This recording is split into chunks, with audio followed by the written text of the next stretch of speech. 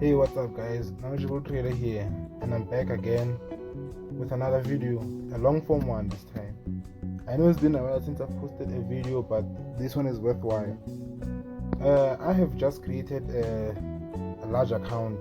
It has got $700 and almost $90, and I think I'm already up by $4. I just placed my first trade on this account.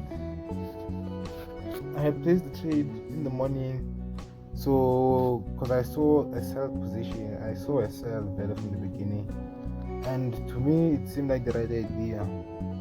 So I created this account for people who have accounts that are much larger than the small accounts, the $10 one, and I also have another account, the $10 one, which is meant for people who just started with trading or want to start with trading or something of that sort. And if you like that kind of content, please do like, comment, and subscribe for more, because I will definitely be posting more work on that kind of stuff for people who want to consume that kind of knowledge.